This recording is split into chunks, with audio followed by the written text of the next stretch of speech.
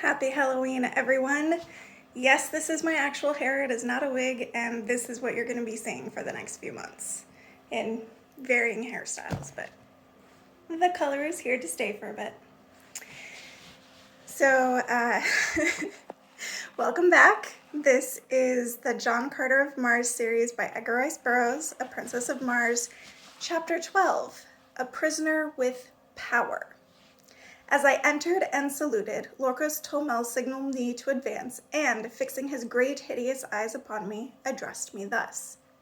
You have been with us a few days, yet during that time you have by your prowess won a high position among us. Be that as it may, you are not one of us. You owe us no allegiance. Your position is a peculiar one, he continued. You are a prisoner, and yet you give commands which must be obeyed. You are an alien, and yet you are a Tharkian chieftain. You are a midget, and yet you can kill a mighty warrior with one blow of your fist.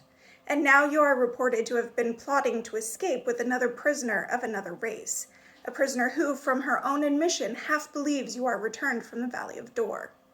Either one of these accusations, if proved, would be sufficient grounds for your execution. But we are a just people, and you shall have a trial on our return to Thark, if Tal Hodros commands. But, he continued in his fierce guttural tones, if you run off with the red girl, it is I who shall have to account to Tal Hodros.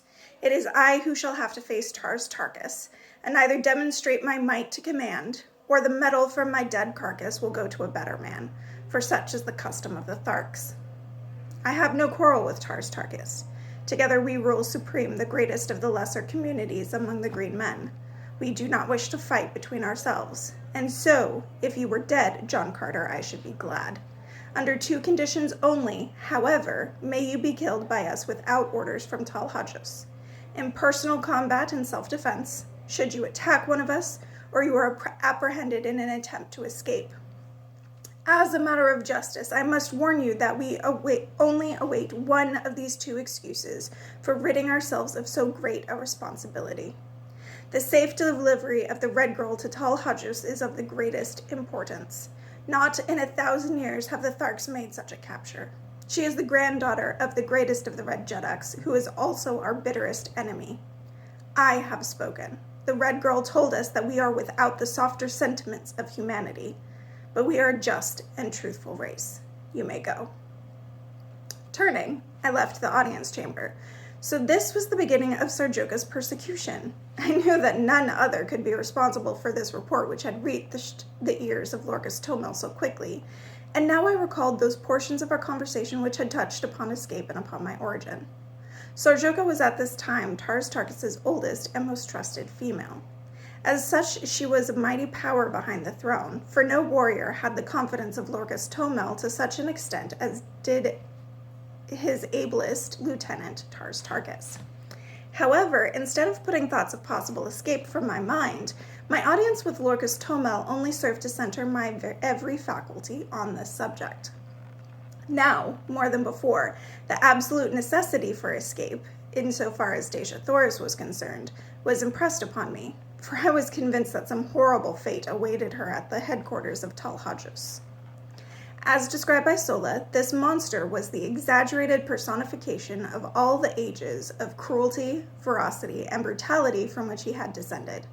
Cold, cunning, calculating. He was, also in marked contrast to most of his fellows, a slave to that brute passion which the waning demands for procreation upon their dying planet has almost stilled the Martian breast. The thought that the divine Dejah Thoris might fall into the clutches of such an abysmal atavism started the cold sweat upon me. Far better that we save friendly bullets for ourselves at the last moment, as did those brave frontier women of my lost land, who took their own lives rather than fall into the hands of the Indian braves. As I wandered about the plaza, lost in my gloomy forebodings, Tars Tarkas approached me on his way from the audience chamber. His demeanor toward me was unchanged, and he greeted me as though we had not just parted a few moments before. "Where are your quarters, John Carter?" he asked. "I have selected none," I replied. "It seemed best that I quartered either by myself or among the other warriors, and I was awaiting an opportunity to ask your advice. As you know, And I smiled. I am not yet familiar with all the customs of the Tharks. Come with me, he directed, and together we moved off across the plaza to a building which I was glad to see adjoined that occupied by Sola and her charges. My quarters are on the first floor of the building, he said, and the second floor also is fully occupied by warriors. But the third floor and the floors above are vacant. You may take your choice of these. I understand, he continued, that you have given up your woman to the red prisoner. Well, as you have said, your ways are not our ways, but you can fight well enough to do about as you please, and so if you wish to give your woman to a captive, it is your own affair. But as a chieftain, you should have those to serve you, and in accordance with our customs, you may select any or all the females from the retinues of the chieftains whose medal you now wear. I thanked him, but assured him that I could get along very nicely without assistance except in the matter of preparing food. And so he promised to send women to me for this purpose, and also for the care of my arms and the manufacture of my ammunition, which he said would be necessary. I suggested that they might also bring some of the sleeping silks and furs which belonged to me as spoils of combat, for the nights were cold and I had none of my own. He promised to do so and departed. Left alone, I ascended the winding corridor to the upper floors in search of suitable quarters. The beauties of the other buildings were repeated in this, and, as usual, I was soon lost in a tour of investigation and discovery. I finally chose a front room on the third floor, because this brought me nearer to Deja Thors, whose apartment was on the second floor of the adjoining building, and it flashed upon me that I could rig up some means of communication whereby she might signal me in case she needed either my services or my protection.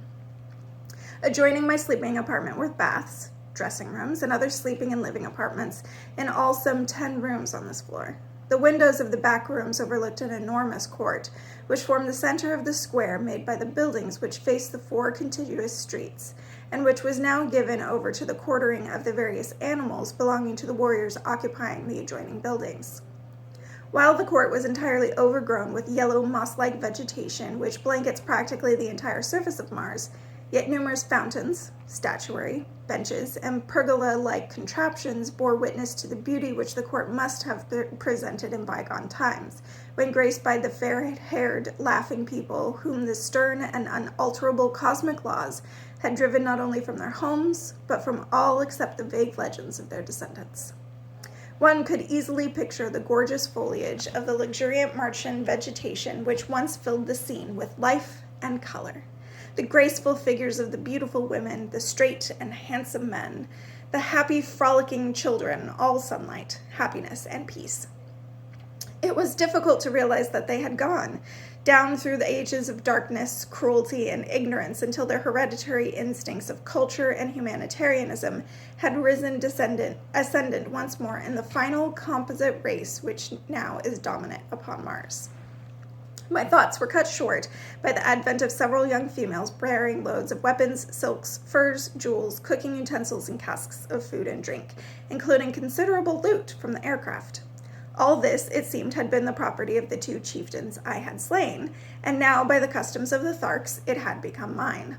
At my direction, they placed the stuff in one of the back rooms, and then departed, only to return with a second load, which they advised me constituted the balance of my goods. On the second trip, they were accompanied by 10 or 15 other women and youths who, it seemed, formed the retinues of the 2 chieftains. They were not their families, nor their wives, nor their servants. The relationship was peculiar, and so unlike anything known to us that it is most difficult to describe. All property among the Green Martians is owned in common by the community, except the personal weapons, ornaments, and sleeping silks and furs of the individuals. These alone can one claim undisputed right to, nor may he accumulate more of these than are required for his actual needs. The surplus he holds merely as custodian, and it is passed on to the younger members of the community as necessity demands. The women and children of a man's retinue may be likened to a military unit for which he is responsible in various ways, as in matters of instruction, discipline, sustenance, and the exigencies of their continual roamings and their unending strife with other communities and with the Red Martians. His women are in no sense wives. The Green Martians use no word corresponding in meaning with this earthly word. Their mating is a matter of community interest solely, and is directed without reference to natural selection. The council of chieftains of each community control the matter as surely as the owner of a Kentucky racing stud directs the scientific breeding of his stock for the improvement of the whole. In theory, it may sound well, as is often the case with theories, but the results of ages of this unnatural practice, coupled with the community interest in the offspring being held paramount to that of the mother, is shown in the cold, cruel creatures and their gloomy, loveless, mirthless existence. It is true that the Green Martians are absolutely virtuous, both men and women, with the exception of such degenerates as Talhajus. But better, far a finer balance of human characteristics, even at the expense of a slight and occasional loss of chastity. Finding that I must assume responsibility for these creatures, whether I would or not, I made the best of it and directed them to find quarters on the upper floors, leaving the third floor for me. One of the girls I charged with the duties of my simple cuisine, and directed the others to take up the various activities which had formerly constituted their vocations. Thereafter, I saw little of them. Nor did I care to. All right, learning a bit more of Green Martian society. It is interesting, especially when you consider it from the perspective of someone who was writing in like the 1800s, 18 and 1900s, that this is his understanding of how societies are formed and built and what can lead to these kinds of things is so thorough when we have such a narrow view of how society was at that time. So it's really dynamic. It's really interesting. I am loving reading this series. I hope you're enjoying hearing it and potentially reading along with me. I will see you guys in my next video. Bye.